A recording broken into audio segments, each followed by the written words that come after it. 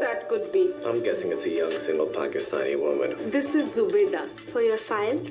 Your X-Files? That's your favorite show, huh? The truth is out there.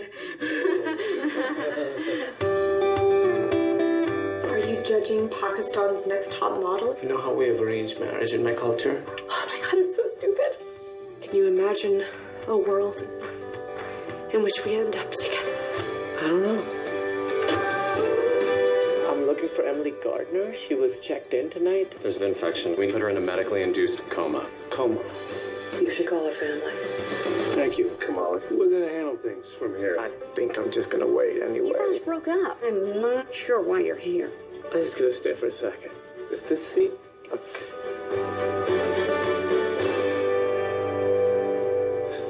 Is that lady still looking at me? So, 9/11. I've always wanted to have a conversation with people. You've never talked to people about 9/11? I'm still standing. I'm still. Want to do anything? You got any caller games? No, I've You never. ever play it? You can't rhyme it? You try to find a word that nobody can rhyme. Okay. And then- Stonehenge. Yeah, see, you would win. Yeah.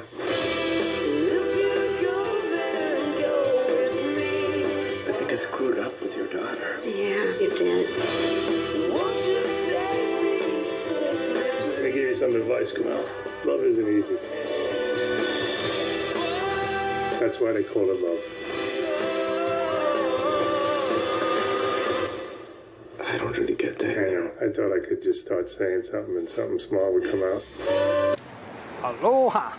This is Trinidad, your island man, coming to you live once again from beautiful Hawaii, here on the island of Oahu, down at Ala Park, bringing you the best movie reviews here on the entire island of Oahu. Yes, it's Trinidad, the island man, your island man, and I want to tell you that today over at the Kahala Mall, I saw a movie called The Big Sick. And remember our rating scale, Shaka thumbs up, it's good to see, I recommend it. Shaka thumbs down, it's bad to see, it's junk, I don't recommend it. And it's a strong Shaka thumbs up for The Big Sick. Now, this is a smaller independent film put out by Amazon, so it should be on Prime pretty soon. So if you don't want to spend money to see Ray Romano on your Amazon Prime account, it should be there shortly. But like I said, I saw it on the Kahala Mall. I know it's gotten a wider release than some other independent movies, so it may be over at Dole and some of the other theaters now. Now, I'm not the only one who's given it a Shaka thumbs up. You know, many other reviewers have given it a positive rating. But I went ahead and I saw it today, and essentially the story is a young Pakistani American adult who immigrated from Pakistan with his family back when he was about 7 or 8 to the United States, living in Chicago. You know, had grown up here in America, and basically has kind of drifted away from his family's upbringing, essentially, what they might have wanted for him, such as an arranged marriage, being Muslim. You know, he wants to figure out things for himself as far as his religion, his relationships. Definitely, he has no interest in his parents setting up arranged marriages for him, and he doesn't want to become a lawyer or doctor or even an engineer. He wants to become a stand-up comedian, and he goes ahead and he hits the comedy stages late at night and tries to break into comedy. And he's pretty funny. Now, this is based on a true story.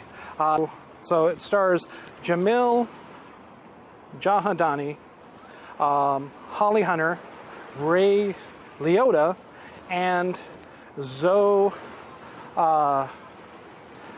Kasana, which she looks so familiar, but I don't know who she is. I'm sure I've seen her in something else. She looks so familiar. But essentially, Kumail and Zoe, you know, they meet during his stand-up routine. The two, you know, kind of hit it off. They go on dates. and essentially over months of time they fall for one another. However, you know, he's reluctant to meet her parents, and he doesn't want to tell his parents about her because he's worried about, you know, being an intercultural relationship. You know, he's afraid his parents wouldn't understand.